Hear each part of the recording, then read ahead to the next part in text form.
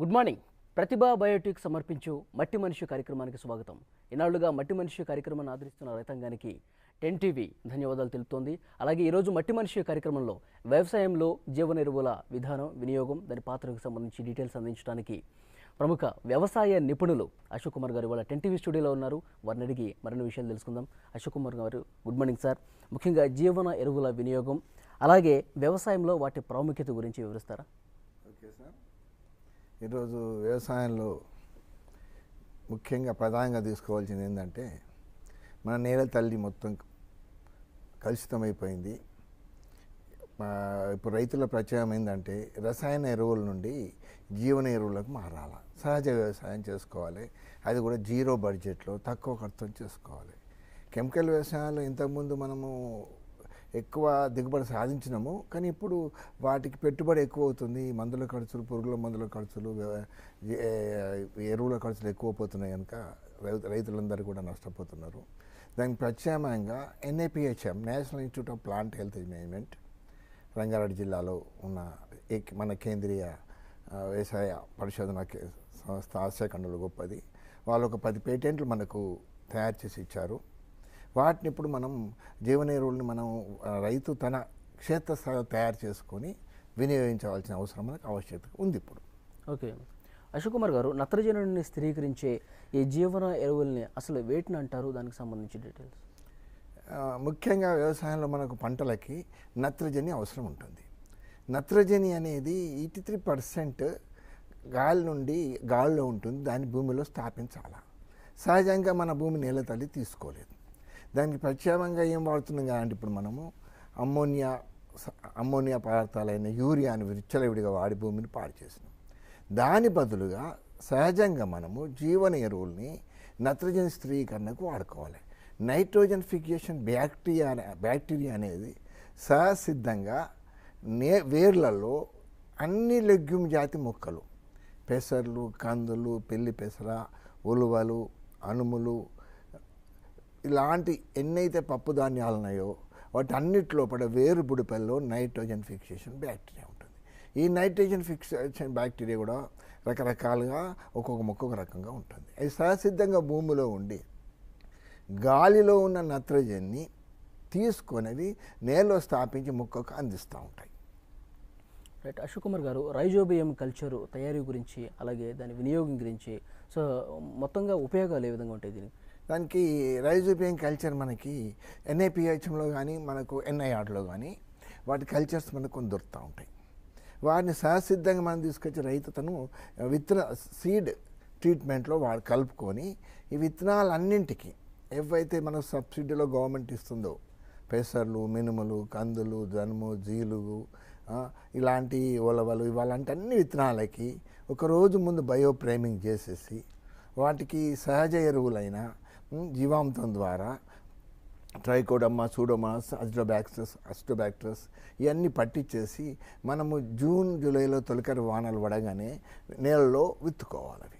విత్తుకున్నప్పుడు అవి మొలకెత్తిన తర్వాత 40 రోజుల లోపటినే పూతకొచ్చే టైంలో వాటిని కోసేసుకొని నేల తల్లి పైన మనం గ్రీన్ మల్చింగ్ చేసుకుంటే వాటి వేర్లు భూమిలోనే ఉండిపోతాయి.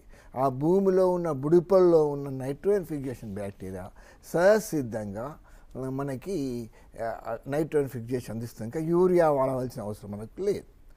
రైతు చేయవలసిన మొట్టమొదటి స్టెప్ ఇది. రైట్. మరొకటి అజిటోబ్యాక్టర్ తయారీ ఉపయోగం, దాన్ని ఉపయోగించే పద్ధతి. అజిటోబ్యాక్టీరియా మరియు ఎస్టోబ్యాక్టీరియా ఇవన్నీ కూడా మనకు మదర్ కల్చర్స్ మనకు NIPHMలో కానీ NIRలో దొరుకుతాయి. నా దగ్గర కూడా దొరుకుతాయి. ఇవన్నీ ఉచితంగా ఇవ్వబడతాయి. వీటిని ఈ ట్యూబ్లో ఉన్న ఇంతంత లిక్విడ్, అజిటోబ్యాక్టర్ లిక్విడ్ తీసుకెళ్ళి బెల్లపు నీటిలో వృద్ధి చేసుకోవడము, ఫిల్టరేషన్ చేసిన బెల్లపు నీటిలో, స్టెరిలైజ్ చేసిన బెల్లపు నీటిలో దాన్ని తయారు చేసుకునే విధానం ఉంటుంది. వృద్ధి చేసుకుని రైతు ఏం చేయాలి, విత్తన శుద్ధికి వాడుకోవాలి, మరియు జీవన ఎరువులైన మన వర్మీ కాంపోస్ట్, ద్రవజీవామృతంలో కలుపుకొని వీటి వృద్ధి చేసుకున్న భూమిలోకి ఇచ్చినట్టయితే వాటికి కావాల్సిన నైట్రోజన్ వాటికి అవి అందిస్తాయి సహసిద్ధంగా. దానివల్ల యూరియా వాడవలసిన అవసరం లేదు. మళ్ళీ మనకు మొక్కకు కావాల్సిన నత్రజని అంతా కూడా గాలిలో నుండి తీసుకొని స్థిరీకరిస్తుంది కనుక మనకు మంచి పంటలో దిగుబడి ఎక్కువ వస్తుంది. కృత్రిమ ఎరువులైనా మనం యూరియాస్ ఇలాంటివి వాడవలసిన అవసరం ఉండదు. మరొకటి సార్, నీలి ఆకుపచ్చు నాచు గురించి, దాని ఉపయోగం గురించి. నీలి ఆకుపచ్చ నాచు అనేది ఇది కూడా మనకు నీటిపైన మనకు కొద్దిగా ఇంత ఆకుపచ్చ నాచు తీసుకొచ్చి నీలి ఆకుపచ్చ నాచు తీసుకొచ్చుకొని మన దగ్గర ఉన్న తొట్లలో కానీ వాటి గుంటల్లో కానీ వేసినట్టయితే దాని నిండా నీలి ఆకుపచ్చ డెవలప్ అవుతుంది. దీన్ని తీసుకొచ్చి పొలంలో కానీ నీటి మీద వదిలిపెట్టయితే అది ఆటోమేటిక్గా గ్రీన్ మల్చింగ్గా వండుకుంటూ మొక్కలకు కావాల్సిన నైట్రేట్ను డైరెక్ట్ వేల ద్వారా అందిస్తాయి.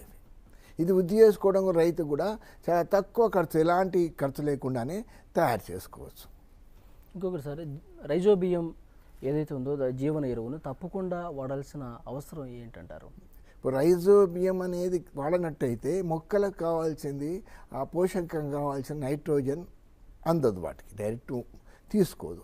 అందుకొరకు మనకు వేర్లను మనం ఇవ్వాలి. సహజసిద్ధంగా ఇంతకుముందు మన అరణ్య వ్యవసాయాలు కానీ న్యాచురల్ వ్యవసాయాలు కానీ భూమిలో మనకు మొక్కలన్నీ కూడా పిల్లి పెసరు లాంటివి ఎన్నో పెరుగుతాయి భూమిలో. అవన్నీ సహజసిద్ధంగా ఉండేవి. అవన్నీ వాటి వేరుబడిపోల్లో వండుకొని అవి తయారు చేసి మనకు అందించేటివి. ఇప్పుడు మనం ఏం చేసినాం, వాటిని దాన్ని చేతిలోకి తీసుకొని మొత్తం కెమికల్ వ్యవసాయంతో గడ్డి మందు కొట్టేసినాం కంప్లీట్. గడ్డి మందు అంటే దీనివల్ల ఏమవుతుంది, గ్లైఫోసేట్. ఈ గ్లైఫోసేట్ ఏం చేస్తుంది, కంప్లీట్గా ఈ మొక్కలన్నీ చంపేస్తుంది. అది దానివల్ల ఏమవుతుంది, భూమిలో నైట్రోజన్ ఫిక్సేషన్ చేసే బ్యాక్టీరియా లేకుండా పోయింది. అది ఆవశ్యకత ఏంటంటే మనం ఖచ్చితంగా ఈ గడ్డి మందును తీసేసేసి అస్సలు వాడకుండా కలుపు మొక్కలైన వీటిలో ఉన్న పప్పు ధాన్యాల వాటి నుంచి నైట్రోజన్ సహసిద్ధంగా తీసుకోవాలి. దానికి మైక్రోరైజా అనే ఒక వ్యామ్ అనేది తయారు చేసుకోవాలి మనము. అది కూడా రైస్ తయారు చేసుకునే విధానం చెప్పబడుతుంది. ఇప్పుడు దాంతో ఏమవుతుందంటే రైతు కలుపు బెడదపోతుంది, భూమిలో నైట్రోఫికేషన్ బ్యాక్టీరియా సహసిద్ధంగా ఉంటుంది. ఎలాంటి రసాయన మందులు మనం స్ప్రే చేయకూడదు. అప్పుడే మనము తక్కువ ఖర్చుతో బయటకు వచ్చేస్తాం, మంచి పంట వస్తుంది. మనం అజొల్లా తయారీ గురించి, దాని ఉపయోగం. అజొల్లా దీన్ని పశువుల మేత కూడా వాడుతూ ఉంటాం మనం సహసిద్ధంగా. అదే సింపుల్ అజొల్లా అనే కల్చర్ అంత ఆకుపచ్చ నాచు లేకుంటుంది. చిన్న మొక్కలు ఎంత ఒక 100 గ్రామ్స్ తీసుకొచ్చుకొని నీళ్ళలో వేసినట్టయితే నీటి నిండా పెరుగుతుంది, మన గుంటల్లో పెంచుకోవచ్చు. ఈ అజొల్లా తీసుకొని మళ్ళీ దీన్ని తీసేసుకుంటూ మన చేతిని తీసేసుకొని కడిగేసేసి పశువులకు దానాగా ఇవ్వచ్చు. మొక్కలకు గ్రీన్ మల్చింగ్ కూడా భూమిలో ఇచ్చుకోవచ్చు. ఇదేం ఖర్చు లేని పని. ఇది మనం ఎంతంటే అజొల్లా అవుతుంది, ఈజీగా డెవలప్ అవుతుంది. అది దానివల్ల ఏమవుతుంది, రైతుకు ఎంతో ఆదాయం మిగులుతుంది, పశువుల దానా మిగులుతుంది, పశువులు పుష్టిగా ఉంటాయి, పాలు ఇస్తాయి. మళ్ళీ వాటి వెంబడి మనకు కావాల్సిన పేడ లభిస్తుంది. అన్ని పశువుల పేడ మనము భూమి లోపల సేంద్రియ ఎరువుగా వాడుకోవాల్సిన ఆవశ్యకత ఉంది. ఇప్పుడు అశోక్ కుమార్ గారు, భాస్వరాన్ని అందించే జీవన ఎరువులు అంటారు కదా, వాటి గురించి తెలియజేయండి. రైట్. మొక్కకు కావాల్సిన ఇంకొక ముఖ్యమైన పోషకం ఏంటంటే భాస్వరము, P2O5, ఫాస్ఫరస్ పెంటాక్సైడ్. దీనికోసం మనము ఎంతో డబ్బు వెచ్చించేసి అది ఎంతో పర్సెంట్ వాళ్ళకు తెలియకుండా బస్తాలు తీసి గుమ్మరించి భూమిలో వేస్తున్నాం. దాంతో భూమి కలుషితమైపోతుంది, పాడవుతుంది. ఎంత సింపుల్గా అంటే వ్యామ్, మైక్రోరైజా స్పోర్స్, బ్యాక్టీరియా స్పోర్స్ అవి భూమిలో మనకు సహసిద్ధంగా ఉండి 5 మీటర్ల లోతు నుండి వైర్లు ఇట్లా స్థాపించకపోయి లోతులో ఉన్న అమ్మోనియా కానీ ఫాస్ఫరస్ కానీ P2O5 మార్చేసి మొక్క సహసిద్ధంగా అందిస్తుంది. ఇప్పుడు ఆ వ్యామ్ అనేది మన నేలు లేకుండా కెమికల్తో చంపేసినాం. దాని సింపుల్ ఏంటంటే ఇది వ్యామ్ అంటే ఇది మైక్రోరైజా, NIPHM వాళ్ళ యొక్క patent, national institute of plant health management. వాళ్ళు మీకు ఇది కొన్ని వేర్లు ఇస్తారు, నేను కూడా ఇస్తా.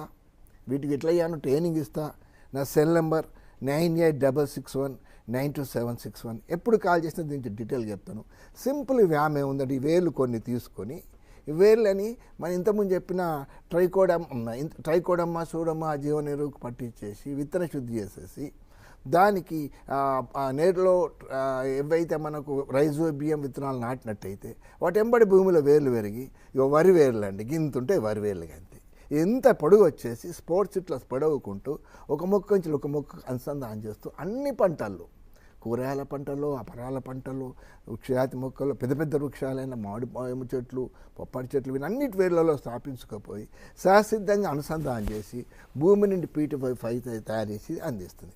పెంచడం ఎంతలుగా అంటే విత్తనాలు తీసుకుంటే మళ్ళీ వేర్లు వస్తాయి, వేర్లను కలిపి భూమిలో మనం ఎరువుల ద్వారా కలుపుకోవచ్చు, చేసుకోవచ్చు. వీటిని అశోక్ కుమార్ గారు, ఈ జీవన ఎరువుల వాడకంలో ఎలాంటి జాగ్రత్తలు తీసుకోవాలంటారు? జీవన ఎరువుల వాడకంలో రసాయన ఎరువులకు ఎలాగైతే మనం వాడినప్పుడు ఎంత మోతాదులో వాడాలా, ఎలాంటి నాజిల్స్ ఉపయోగించాలా, తర్వాత భూమి యొక్క భూసార పరీక్ష చేసుకొని ఎలాగైతే మనం ఏదెంత శాతం వాడాలనో ఆ అవసరం జీవన ఎరువులతో మనకు లేదు. జీవన ఎరువులు సహజసిద్ధంగా భూమిలో తయారు కావాలి. వాటిని అందించడం కోసము సహజసిద్ధమైన వర్మీ కాంపోస్ట్, వర్మీ వాష్, తర్వాత జీవామృతంలో వీటిని వృద్ధి చేసుకొని భూమిలోకి ఇచ్చినప్పుడు సహజసిద్ధంగా పెరుగుతుంది. అయితే ఈ జీవన ఎరువులు ఎప్పుడైతే మనం తయారు చేసుకుంటామో మనకు కూడా మార్కెట్లో వట్టి కంపెనీలు కానీ బోగస్ కంపెనీలు ఎన్నో రకాల జీవన ఎరువులు మనకు బయట దొరుకుతూ ఉంటాయి. ట్రైకోడర్మా, సూడోమోనాస్, మైకోరైజా, అజిటోబ్యాక్టరస్ ఎన్నో దొరుకుతూ ఉంటాయి. వాటిలో అవి సూక్ష్మజీవులు, బ్యాక్టీరియా, ఫంగస్ సూక్ష్మజీవులు. వాటి జీవితకాలం 6 months. అవి 3% మాత్రమే ప్యాకెట్లో ఉండి అది 97% క్యారియర్ పౌడర్ ఉంటుంది. దాన్ని కలుపుకొని వృద్ధి చేసుకునే శక్తి రైతుకు ఉండదు కనుక వాటి యొక్క మదర్ కల్చర్స్ని తీసుకొని మనం వాటి మదర్ కల్చర్స్ అంటే ఇలాగ ట్యూబ్లలో ఉంటాయి, లేకుంటే లిక్విడ్ వేసిస్తాం. ఇది బెల్లంలో కలిపింది. ఇది ట్రైకోడర్మా, సూడోమోనాస్. ఇది ఉచితంగా మనకు ప్రభుత్వమైన మన సెంట్రల్ గవర్నమెంట్, మన సంస్థ NIPHM, national institute of plant health వాళ్ళు ఇస్తారు. నా దగ్గర కూడా తయారు చేసిన నేను కూడా ఇస్తాను. ఒకసారి రైతు వీటిని తయారు చేసుకున్నట్టయితే అతని దగ్గర లీటర్లకు తయారైన తర్వాత కొన్ని వేల మంది రైతులకి ఇతర సహాయంగా ఇచ్చుకోవచ్చు. ఎంత సింపుల్ తయారు చేయడం కదా అంటే, ఉదాహరణకి ఈ సూడోమోనాస్ బ్యాక్టీరియా తీసుకున్నాం అనుకోండి, మదర్ కల్చర్ ఇంతే ఉంటుంది. దీంతో 5 లీటర్లు తయారు చేసుకోవచ్చు. మనం 5 లీటర్ల సూడోమోనాస్ లిక్విడ్ మనం బెల్లపు నీటిలో తయారు చేసుకోవాలి.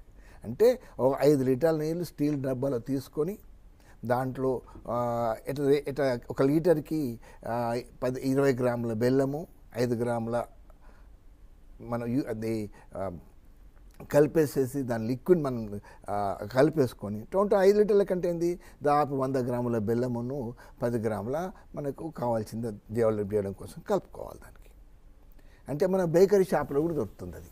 అది కొంచెం 10 గ్రాములు వేస్తే దాంట్లో కొద్దిగా ఈజీగా మనకు అది తొందరగా అయిపోతుంది కనుక దాన్ని కలిపి 40 నిమిషాలు మన ట్యూబ్లో ఏది కుక్కర్లో వేడి చేసినట్టయితే అది మొత్తం స్టెరిలైజ్ అయిన లిక్విడ్ లోపల వాటిని వట్టి ప్లాస్టిక్ వాటర్ బాటిళ్ళల్లో 6 బాటిల్లోకి మార్చేసుకొని దాంట్లో దేంట్లోకి ఒక డ్రాప్ అందులో వేసి పెట్టేసేసి మీద ప్లాస్టిక్ కప్ తీసేసేసి దూది పెట్టేసేస్తే తెల్లారి వరకు దాంట్లో బ్యాక్టీరియా డెవలప్ అవుతుంది, సూడోమోనాస్.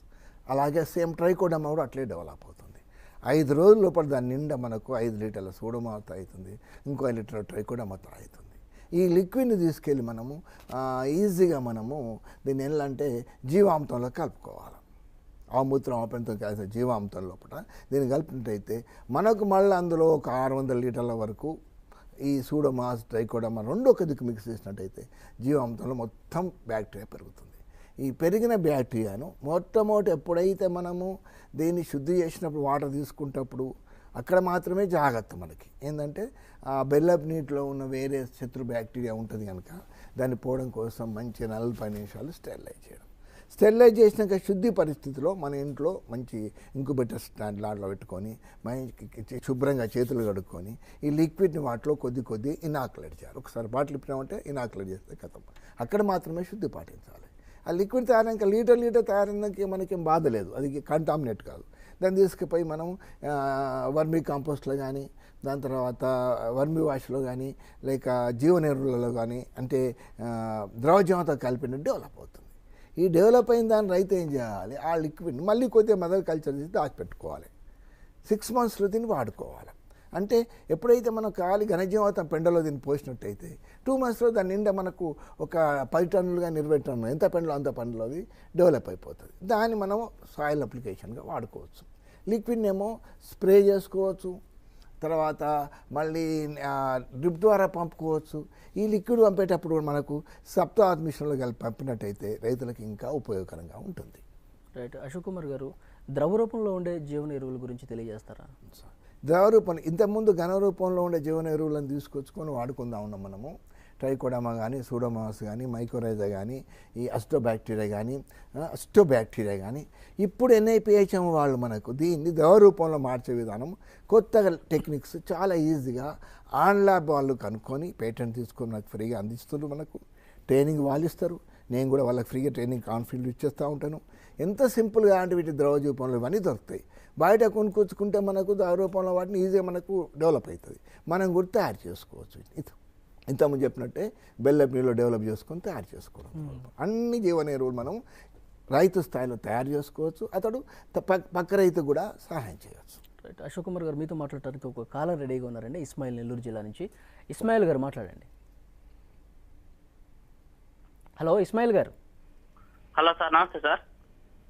నమస్తే, మాట్లాడండి. వ్యవసాయ నిపుణులు అశోక్ కుమార్ గారు స్టూడియోలో ఉన్నారు, మాట్లాడండి. సార్ మేము ఈ సంవత్సరం 3 ఎకరాలు బొప్పాయి వేస్తున్నాం సార్. ఓకే సార్, మాకు ఇప్పుడు దానివల్ల వైరస్ వచ్చేసి పూర్తిగా దెబ్బతిన్నది. దానికి ఏమైనా మార్గం ఏమైనా చెప్తారా? సార్ భయం ముందుగా నార్మల్గా వ్యవసాయం సేంద్రియ పద్ధతిలో. ఇస్మాయిల్ గారు, ఏదైతే మనం బొప్పాయి తైవాన్ బ్రీడ్ తీసుకొచ్చేసి 3 years నుంచి మన భారతదేశంలో చొచ్చుకొచ్చింది, అది టోటల్ నేలలు పాడు చేసుకుని వైరస్ పాడు చేస్తూ ఉంది. ఆ బొప్పాయికి వచ్చిన తెగులు సామాన్యం కాదు, దాన్ని తీసుకొచ్చి మనము తర్వాత నేల కూడా పనికి రాకుండా పోతుంది. ఇప్పుడు ఈ వైరస్ తెగులుకు మనం సేంద్రియంగా ఇమీడియట్గా ఫస్ట్ స్టెప్ మీరు ఏం చేయాలంటే సప్తధాతు మిశ్రమాన్ని స్ప్రే చేసి దిగర స్ప్రే కొట్టుకుంటూ సప్తధాతు మిశ్రమం పంపుకుంటూ కిందికెళ్ళి ఘనజీవాంతం ఇచ్చుకుంటూ దాన్ని కంట్రోల్ చేసుకోవాలి. తర్వాత ఎక్కడెక్కడైతే మనకు స్ప్రే మనకు వైరస్ వచ్చిన ఆకులు ఉంటాయో అవి తీసేసుకుంటూ కాలబెట్టేయాలి. దాని తర్వాత మళ్ళీ ఇంకోసారి మీరు ఆ నేలలో మీకే పంట రాదు, ఇక చాలా కష్టం అది, ఎందుకంటే అది కలుషితం చేసిపోతుంది భూమిని. చాలామంది రైతులు ఇది వాడి తైవాన్ బ్రీడ్ వాడి దెబ్బతినిపోయినారు. ఇంకా కొన్ని బ్రీడ్స్ మనకు వచ్చి పడుతున్నాయి, వీటిని మళ్ళీ నేలను మీరు శుద్ధి చేసుకోవాల్సి వస్తుంది. టోటల్ ఎవైతే పంట తీసిన తర్వాత ఆ మొక్కలన్నీ అడుక్కు కోసేసి ఆ నేలలో కలియదున్ని గ్రీన్ మల్చి చేసి నేల శుద్ధికి మీరు కంపల్సరీగా ఇప్పుడు చెప్పిన రైజోబియం కల్చర్ను విత్తన శుద్ధి చేసేసి ట్రైకోడర్మా, సూడోమోనాస్, మైకోరైజా మొత్తం వేసేసి దున్ని ఒక జూన్ జూలై లోపటిని ఇమీడియట్ పంట అయిపోగానే మీకు ఇక తగ్గుతుంది. రెండోసారి మూడోసారి మీకు పంట రాదు. అది కెమికల్ మందులు కొట్టినా కొద్ది డబ్బులు పోతాయి, మీకు వచ్చేది లాభమే ఉండదు. ఇటు నేల పాడుతుంది. నేల శుద్ధి చేసుకోవాలి. ఈ సప్తధాతు మిశ్రమంలో ఏముంటుంది, ఒక్కటే సింపుల్గా మీరు తయారు చేసుకోవాలి. వర్మి వాషు, జీవామృతము, ట్రైకోడర్మా, సూడోమోనాస్ ఇంతకుముందు చెప్పి ఎట్లా తయారు చేసుకోవాలను ఒకసారి మేము ట్రైనింగ్ ఇస్తే మీకు ఫోన్ కాల్లో నాది 9866192761. ఎప్పుడు మీరు కాల్ చేసిన అందుబాటులో మీకు సమాచారం అందిస్తాను. నేను హైదరాబాద్ అల్వాల్లో ఉంటాను. తర్వాత దాని వెంబడి ఆవమూత్రం కూడా కలుపుకుంటూ ఆకుల కషాయం ఎన్నైతే మనకు ఆకులు దొరుకుతాయి అన్ని పంటలకి ఇది. ఇప్పుడు రైతు ఫేస్ చేసేది మిరపకి, ఇలాంటి వైరల్ ఫీవర్లకి, వైరల్ తెగుళ్ళకి, అన్నీ వచ్చే పంటలన్నిటి కూడా వాటికి కావాల్సిన కెమికల్ స్ప్రే చేస్తే అవి పురుగులకు రెసిస్టెన్స్ పవర్ పోయి ఇంకా వృద్ధితో కొత్త రోగం వస్తుంది. దాంతో డబ్బులు పోతున్నాయి కానీ ఫలితం రావట్లేదు. చూస్తాం మన బీటీ విత్తనం పత్తి ఎట్లా దెబ్బైపోయింది, రైతులందరూ ఇదైపోయినారు. దానికి ఏం చేయాలి, ఈ సప్తధాతు మిశ్రమంలో మనం ఒక ఆవులు తినని అంటే మన పశువులు తినని ఆకులు మన తోటల చుట్టూ దొరుకుతాయి. వేప గింజలు, సీతాఫల గింజలు చెట్టు కింద పడిపోయి ఎండిపోయి మురిగిపోయి నల్లగా ఉన్నాయి. వాటిని తీసుకుని ఒక తొట్టులో వేసుకొని నీళ్ళేసి ఒక 3-4 రోజులు మురగబెట్టాలి. అలాగే వేపాకు, వాయిలాకు, తక్కెలాకు, ఆయిందపాకు, తర్వాత లొట్టపీసాకు అంటాం మేము, దాన్నే పాల సముద్రం ఉంటాము, చేదు ఉంటుంది ఆ ఆకు, బ్రహ్మయముడు, తర్వాత మనకు కావాల్సిన పాలు గారే ఆకులు, చేదువి, పులుపువి, ఘాటువి, ఇవన్నీ ఆకులను ఒక డ్రమ్ములో మురుగబెట్టుకొని 5 daysలో ఈ సప్తధాతు మిశ్రమం తయారు చేసేసుకొని దానికి ఫ్యాటీ యాసిడ్స్ అంటే ఇంకా అది సింపులే. ఏదైతే చేపలు పారేసిన చేప వ్యర్థాలు, కోళ్ళ వ్యర్థాలతోని ఫ్యాటీ యాసిడ్స్, అమైనో యాసిడ్స్ మరగబెట్టి తయారు చేసుకొని ఇవన్నీ లిక్విడ్ కలుపుకొని అంత శాతం నీళ్ళు కలిపి 5 రోజులు ఒక్కోసారి మీరు స్ప్రే కొట్టినట్టయితే రెగ్యులర్స్గా 2 వారాల్లో మీకు అది కంట్రోల్ అవుతుంది. అది ఎప్పుడు స్ప్రే వాడుకోవాలి. దీనిలో మనకు రూపాయి ఖర్చు అయ్యేది లేదు. చుట్టుపక్కల పశువులని ఆకులు సేకరించి తయారు చేసుకోవాలి. అశోక్ కుమార్ గారు, సుస్థిర వ్యవసాయం అంటే ఏంటో వివరిస్తారా? సుస్థిర వ్యవసాయము ఇప్పుడు ప్రాధాన్యత అనే విషయము అందరు చెప్తా ఉన్నారు. సుస్థిర వ్యవసాయం కావాలా? ఎందుకంటే ఎప్పుడైతే రైతు ఏం చేస్తుంది అంటే అధిక దిగుబడి వస్తున్న ఆశ కొద్దీ ఈ రసాయన వ్యవసాయంలో చాలా సంవత్సరాల నుంచి మనం మునిగిపోయినాము, నష్టపోయినాము. దానివల్ల ఏమవుతుందంటే కొత్త కొత్త వంగడాలు రావడము, కొత్త కొత్త రోగాలు రావడము, దాన్ని తట్టుకోవడం, మందులు కొట్టుకోవడం, వ్యవసాయం సస్టైనబిలిటీ లేదు. ఏ పంటలో ఏమవుతుందో కాదు. ఇంతకుముందు చెప్పినట్టు ఆ తైవాన్ వీటితోని భూమి పాడైపోయింది. సుస్థిర వ్యవసాయంలో ఏం చెప్తున్నాం అంటే 7 రకాల స్టెప్పులతో మన భూమిని శుద్ధి చేసుకోవాలి. ఈ సంవత్సరం ఇంటర్నేషనల్ అంతర్జాతీయంగా యుఎన్ఓ మనకు మృత్తికా సంవత్సరంగా ప్రకటించింది. దాంట్లో ఏం చెప్తుంది, మన నేల తల్లిని రక్షించుకోవాలి, సుస్థిర వ్యవసాయం చేయాలి. అంటే సస్టైనబుల్ వ్యవసాయం, రైతుకు ఎలాంటి ఒడిదోకులు లేకుండా అతను పంట మార్పిడి చేసుకుంటూ అన్ని రకాల పంటలు భూమిలో పండించుకుంటూ, ఎకలాజికల్ ఇంజనీరింగ్ చుట్టూ కూడా మనకు పర్యావరణ ప్రేరేపిత మొక్కలన్నీ పెట్టుకుంటూ, పూల మొక్కలు, అకేషన్ మొక్కలు పెంచుకుంటూ ఎలాంటి రోగనిరోధక చీడపీడలు రాకుండా అరణ్య వ్యవసాయం చేయడమే ముఖ్యమైన పద్ధతి. మీతో మాట్లాడడానికి ఒక కాలర్ రెడీగా ఉన్నారు సార్. కృష్ణా జిల్లా నుంచి వెంకటేశ్వర గారు మీతో మాట్లాడటానికి సిద్ధంగా ఉన్నారు. వెంకటేశ్వర గారు మాట్లాడండి. హలో, మాట్లాడండి, వినిపిస్తుంది. Hello sir. చెప్పండి వెంకటేశ్వర గారు. నమస్కారం అండి సార్. నమస్కారం. తొండలో మొత్తం పురుగులు వస్తుందండి. దేంట్లో అండి? దొండ అండి. దొండలో బుడుపులుగా వస్తుంది. దొండ అంతా పురుగులు కాయ పూర్తిగా కాయ. ఇప్పుడు అన్ని ఆకుకూరలు, కాయగూరలు, తర్వాత దొండ కానీ, మిరప కానీ, ఎన్ని రకాల కూరగాయలన్నీ కూడా మనం మార్కెట్ నుంచి వెళ్ళి కొనుక్కొచ్చుకుంటాం. ఇవి విత్తన శుద్ధి చేసిన సీడ్స్. ఆ సీడ్స్ వచ్చి నేలలో నాటుకున్నాం. ఆ విత్తనాల్లో నాణ్యత లేకుండా వాటి రెసిస్టెన్స్ పవర్ పోయి వచ్చిన మొక్కకి ఏమవుతుంది, చీడపీడలు తాగి దాన్ని కూడా ఏం చేసి ఉంటారు మీరు, నేను అనుకుంటా ఆల్రెడీ మీరు దొండ నాటినప్పుడు కింద యూరియా, సల్ఫేట్, ఫాస్ఫేట్ విచ్చలవిడిగా వాటికి వేసిన కెమికల్ పెరుగు, అది వాటికి రోగనిరోధక శక్తి పోయి అది తట్టుకోలేకపోతుంది మొక్క ఎక్కువైపోయే వరకు. నెక్స్ట్ వాటికి ఏంది, చిన్న చిన్న చీడపీడలు తెగులు రాగానే ఎక్కడో పక్కకి వెళ్ళేసి వ్యవసాయ నిపుణుల్ని, మా సైంటిస్టులను కానీ లేకుంటే హార్టికల్చర్ ఆఫీసర్ అడగకుండా మన షాపులోకి వెళ్ళి డైరెక్ట్గా ఏదో మందు పక్క వాళ్ళు కొట్టించని చెప్పి మోనోకోటాఫాస్ కానీ కాంఫిడార్ కానీ తీసుకొస్తాం, ఇష్టం వచ్చి స్ప్రే కొడుతున్నాం వాటి మీద. దానివల్ల ఏమవుతుంది, ఆదులు తెలియకుండా కొట్టేవరకల్లా ఆ మొక్క రోగనిరోధక శక్తి వచ్చి అన్ని బుడిపలు మొక్క పోవడము, అంత వంకర పోవడము, రోగాలు రావడం జరుగుతుంది. దానికి ఏం చేయాలంటే ఫస్ట్ మనం ఎప్పుడైతే వాటికి యాంటీబయాటిక్స్ వాడినాము, కిందికి వెళ్తానికి బలం కూడా మన ఆహారం అందియాలి కదా. ఖచ్చితంగా మనకేమైనా వ్యాధి వచ్చినప్పుడు ఆటోమేటిక్గా మనకు యాంటీబయాటిక్స్ వాడినప్పుడు డాక్టర్లు మనకు బి కాంప్లెక్స్ మనకి ఇస్తూ ఉంటారు. మరి మొక్కలకి ఎందుకు ఇవ్వద్దు? అలాగా మనము సహసిద్ధంగా భూమిని గ్రీన్ మల్చింగ్ ఉంచుకో. ఇప్పుడు నీళ్ళు లేవు, వాటర్ యొక్క గాలిలో తేమ తగ్గింది, బాగా ఎండలు కొడుతున్నాయి, ఉష్ణోగ్రత పెరిగింది, మొక్కలు తట్టుకోవట్లేదు, అవన్నిటికీ ఇట్లా ఈడ్చుకపోతున్నాయి. చూస్తే ఇప్పుడు మనకు అర్థమవుతుంది, మన తెలుగు రాష్ట్రాల్లో కాదు దక్షిణాదిలో మొత్తం మామిడి పంటనే మాడిపోయింది. రేపు రాబోయే కాలంలో ఈ ఆకుకూరలు కూడా ఇంకా 50, 40, 90 డిగ్రీ సెల్సియస్ అయితే అన్నీ మాడిపోతూ ఉంటాయి. దానికి మనం కంట్రోల్ చేయడం కోసము సప్తధాతు మిశ్రమాన్ని ఎగరస్గా తయారు చేసుకొని జీవామృతము, అవమూత్రము, తర్వాత వర్మి వాషు, సూడోమాస్, ట్రైకోడోమా, ఆకుల కషాయము, ఖచ్చితంగా మీ దానికి ఇప్పుడు కావాల్సింది ఏంటంటే ఏది ఫ్యాటీ యాసిడ్స్ కూడా అందియాలి. Right, okay, thank you Ashok Kumar garu. 10TV స్టూడియోకి వచ్చి వ్యవసాయంలో జీవన ఎరువుల పాత్ర వినియోగం గురించి చాలా చక్కగా వివరించారు. Thank you. రైట్, ఇది వాళ్ళ మట్టి మనిషి కార్యక్రమం. Keep watching 10TV, uses people.